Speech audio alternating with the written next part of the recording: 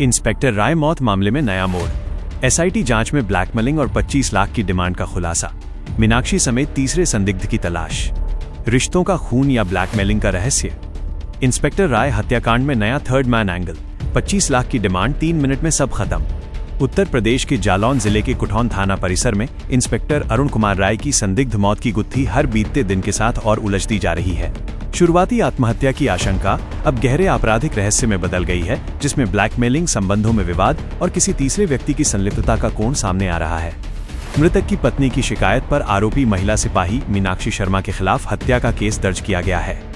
बता दें कि जालौन जिले का कुठौन थाना परिसर एक सनसनीखेज, दिल दहला देने वाले आपराधिक रहस्य का केंद्र बन गया है, जिसने खाकी के भीतर व्याप्त नैतिक पतन और गहरे मानसिक दबाव की काली तस्वीर सामने ला दी है। थाना प्रभारी इंस्पेक्टर अरुण कुमार राय की सर्विस रिवॉल्वर से हुई मौत की गुत्थी सुलझने के बजाय आरोपी लापता सिपाही मीनाक्षी शर्मा और 25 लाख रुपए की ब्लैकमेलिंग के सनसनीखेज खुलासे के साथ और उलझ गई है। पत्नी की शिकायत पर मीनाक्षी पर हत्या का केस एफआईआर दर्ज होने के बाद एसआईटी की जांच में अब किसी तीसरे संदिग्ध की संलिप्तता का कोण सामने आया है।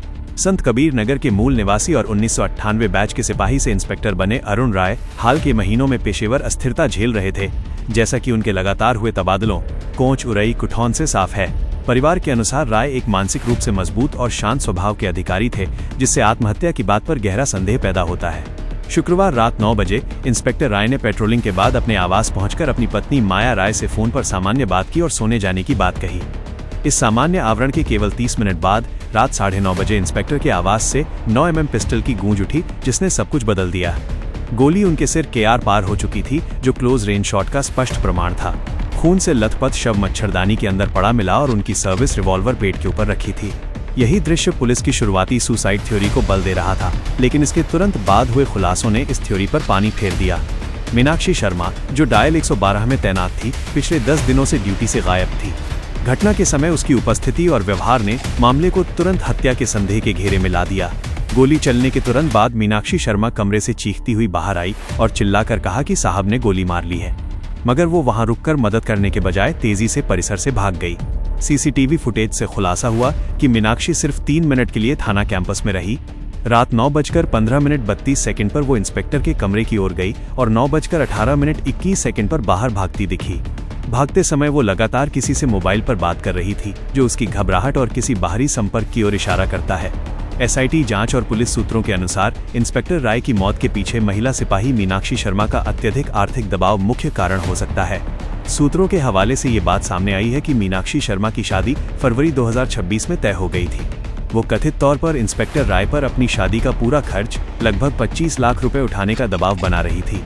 मीनाक्षी कथित तौर पर इंस्पेक्टर के कुछ निजी वीडियो का इस्तेमाल करके उन्हें लगातार ब्लैकमेल कर रही थी और धमकी देती थी कि अगर डिमांड पूरी नहीं हुई तो वो वीडियो इंस्पेक्टर की पत्नी माया राय को भेज देगी। इंस्पेक्टर राय इस बात से काफी परेशान थे। ये भी चर्चा है कि मीनाक्षी, जो एक आईफोन इस्तेमाल करती थी, उसने हाल ही में 3 लाख रुपए का हार लिया था, जो कथित तौर पर इंस्पेक्टर ने ही उसे गिफ्ट किया था। घटना के तुरंत बाद मीनाक्षी शर्मा का व्यवहार मामले को संदिग्ध बनाता है। पुलिस जांच के मुताबिक सीसीटीवी फुटेज से पता चला है कि आरोपी सिपाही मीनाक्षी शुक्रवार रात 9:15:32 पर इंस्पेक्टर के कमरे की ओर जाती दिखी और 9:18:21 पर चिल्लाते हुए बाहर भागती हुई नजर आई। यानी वो सिर्फ 3 मिनट के लिए थाना परिसर में थी। पहला बयान, कमरे से भागते हुए उसने चिल्लाकर कहा था कि साहब ने गोली मार ली है। मीनाक्षी पिछले 10 दिनों से ड्यूटी से गायब चल रही थी। सीसीटीवी फुटेज से ये भी पता चला है कि थाने कैंपस में आते और भागते समय वो लगातार किसी से मोबाइल पर बात कर रही थी। इंस्पेक्टर के भतीजे प्रशांत राय ने शुरू से ही रंजिश के चलते हत्या की आशंका जताई थी। एसआईटी अब इस बाहरी कोण की भी जांच कर रही है। जांच में ये बात सामने आई है कि वारदात से पहले मीनाक्षी कथित तौर पर किसी अन्य व्यक्ति के साथ बाइक से थाने आई थी। पुलिस का मानना है कि मीनाक्षी के अलावा किसी तीसरे व्यक्ति की भूमिका हो सकती है।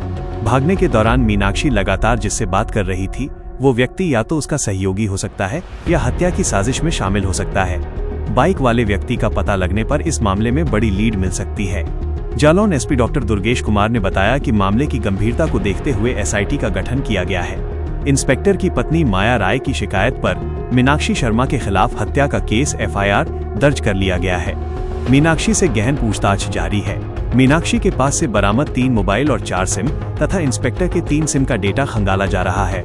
कॉल रिकॉर्ड्स, CDRS और चैट बैकअप रिकवर किए जा रहे हैं। एसआईटी अब ब्लैकमेलिंग के प्रमाण, चैट बैकअप, सीडीआरएस और फोरेंसिक साक्ष्यों, गोली का कोण, जीएसआर फिंगरप्रिंट्स को मिलाकर देखेगी। पुलिस सूत्रों की एक थ्योरी ये भी है कि मीनाक्षी ने डिमांड के लिए इंस्पेक्टर को कॉल किया, बहस हुई और जैसे ही वो कमरे में पहुंची, वीडियो वायरल करने की धमकी दी, जिससे परेशान होकर इंस्पेक्टर ने खुद को गोली मार ली और मीनाक्षी घबराकर भाग गई। हालांकि मच्छरदानी के अंदर शव मिलना और गोली का खोखा कमरे से न मिलना इस थ्योरी को कमजोर करता है, जो सुसाइड के बजाय हत्या की आशंका को मजबूत करता है। एक लापता सिपाही का बिना किसी विभागीय कार्रवाई के थाना प्रभारी के क्वार्टर तक पहुंचना पुलिस बल में नैतिक आचार संहिता और आंतरिक निगरानी तंत्र के चरमराने का सबसे बड़ा संकेत है। ये घटना पुलिस फोर्स के भीतर व्याप्त गहरे मानसिक स्वास्थ्य संकट की ओर भी इशारा करती है। इंस्पेक्टर राय की मौत आज न्याय और रहस्य के बीच फंसा एक युद्ध क्षेत्र है।